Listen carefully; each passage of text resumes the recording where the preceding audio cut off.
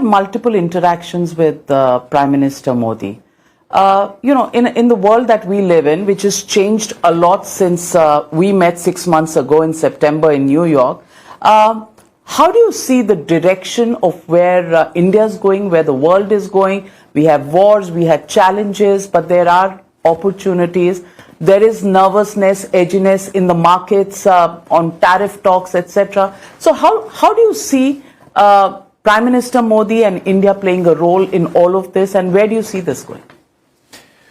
Well, the vision of getting India to be a fully developed country by 2047 is very impressive. And the fact that not only at the federal level, but at the state level, they're each looking at how do they drive that economic growth.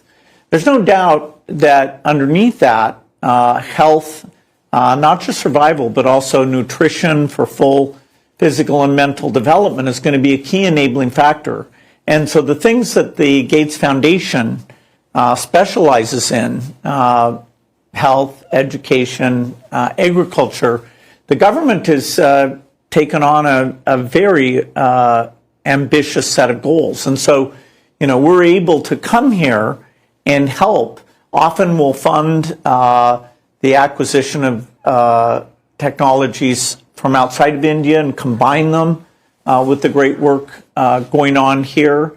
And so, India's an ambitious and talented and stable place.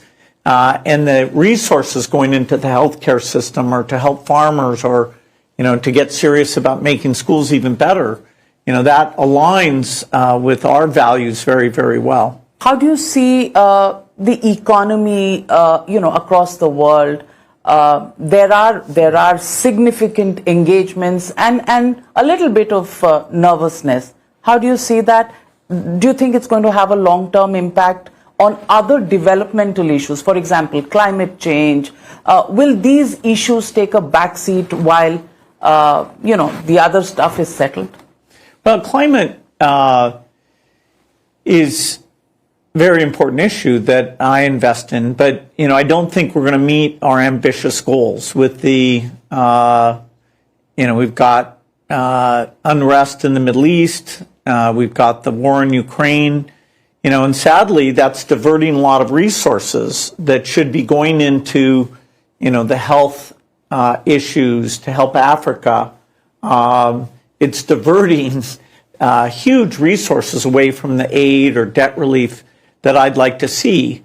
Despite that, because of the pace of innovation all over the world, I'm still very optimistic. I mean, the goals that the United Nations set, we won't hit all of those, but, just look at child survival.